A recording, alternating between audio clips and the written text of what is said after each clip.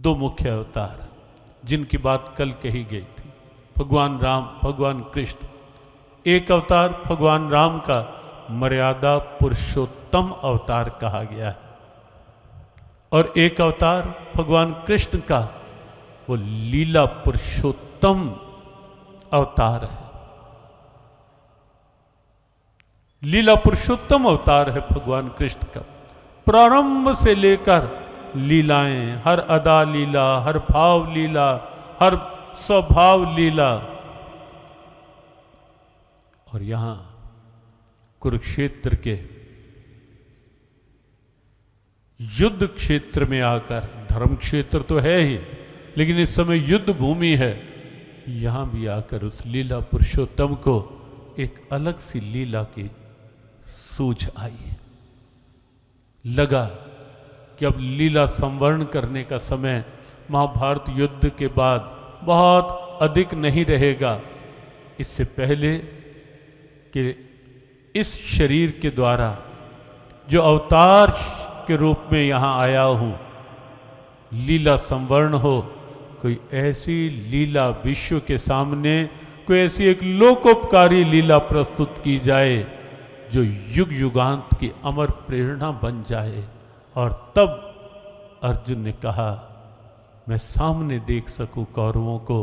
भगवान ने कहा, पार्थ सामने देख। जानबूझकर भीष्म, द्रोण सामने थे, दृष्टि को उन्हीं पर केंद्रित किया अर्जुन की। अर्जुन ने देखा, बस देखता रह गया अर्जुन। ये 25वां श्लोक है प्रथम अध्याय का। वाच पार्थ पश्येतान संवेतान कुरुनीति। बस यहां एक भूल हो गई अर्जुन से। यहां अर्जुन कुछ भ्रमित सा हो गया, दृष्टि भ्रम हो गया अर्जुन को।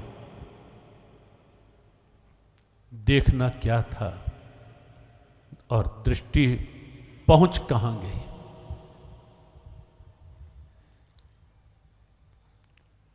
भगवान पास है,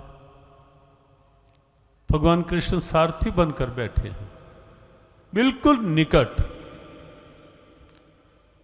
लेकिन अत्र की अपेक्षा अगला श्लोक गीता में कहते हैं, फिर दृष्टि की बात है वहां। तत्र पश्यत स्थितान पार्थ पितृनत पितामहान आचार्यान मातुलान भ्रातॄन पुत्रान पौत्रान सखीं तथा श्वेशुरान सुहृदश्चैव सैन्योरुभयोरपि। तत्र अर्जुन की दृष्टि वहां चली गई और अर्जुन ने वहां देखा पितामह गुरु द्रोणाचार्य, और इतना ही नहीं, सब रिश्तेदार सजन परिजन सब एक एक करके दृष्टि घूम गई। और अर्जुन का मन उन सब को देखते ही तान समीक्ष, कई बार ये दृष्टि का शब्द आप पाए, तान समीक्ष सकौन्ते सर्वान बंधन अवस्थितान कृपया पर्यविष्टम विषदंतम इदम वचः। यहाँ से अर्जुन के शोक मोह और धीरे धीरे विषाद की शुरुआत हुई। मोह उत्पन्न हो गया। क्यों? क्योंकि दृष्टि परमात्मा पर नहीं रही, कृष्ण पर नहीं रही, दृष्टि सामने चली गई, यहाँ तहाँ वहाँ। बस यहीं से समस्या ने जन्म ले लिया, मोह के रूप में, आसक्ति के रूप। और वही अर्जुन जो बहुत बलवान था, बिल्कुल असहाय सा बनकर रह गया। वही अर्जुन जो दृढ़ निश्चयवान था, बिल्कुल लड़खड़ा कर रह गया। वही अर्जुन जो हर समय प्रसन्न चित्त, शांत चित्त रहने वाला, वही अर्जुन शोक संविग्न मानसः की स्थिति में आ गया, शोक में डूब गया। वही अर्जुन जिसने अपने प्रेम, अपनी अनन्यता के बल पर भगवान कृष्ण को भी अपने रथ का सारथी बनने के लिए विवश कर दिया था,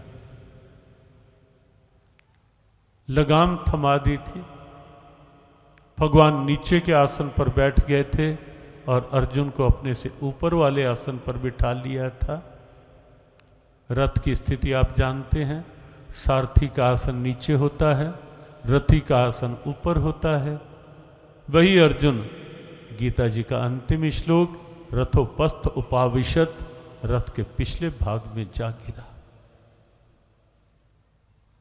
बिल्कुल एक व्यावहारिक सत्य लिए हुए ये सोच गीता की कि जब भी कोई वृत्ति हावी होती है, अर्जुन पर मोह की वृत्ति हावी हो गई और इतना हावी हो गई कि अर्जुन के कर्तव्य से अर्जुन को पीछे कर दिया उस वृत्ति ने, और अर्जुन शोक में डूब गया केवल दृष्टि भ्रम के कारण से। दृष्टि में गोविंद रहते, पास बैठे थे।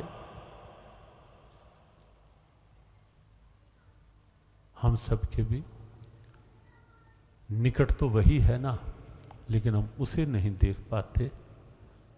गीता की वह क्या दृष्टि है जो हम सृष्टि में रहकर भी वह दृष्टि प्राप्त कर लें कि बस जीवन का रंग बदल जाए, ढंग बदल जाए, संग बदल जाए और जीवन का वास्तविक आनंद मिल जाए। उस पर हम अगले दिनों में कुछ चिंतन, कुछ चर्चा करेंगे। अभी इतना ही कि रथ दोनों सेनाओं के मध्य में आया, अर्जुन के भीतर मोह जगा और शोक विषाद में बदला, और इस विषाद को दूर करने के लिए गीता उपदेष्टा बने भगवान कृष्ण। गीता उपदेश दिया हमारे गुरुदेव के शब्दों में, 3 लोकों के मालिक होते हुए रथ चलाना तुम्हारा गजब ढा गया। एक तो अवतार तुम्हारा कुछ कम न था, उस पे गीता सुनाना गजब ढा गया। 3 लोकों के मालिक होते हुए रथ चलाना तुम्हारा गजब ढा गया। निश्चित अद्भुत दिव्यता है गीता।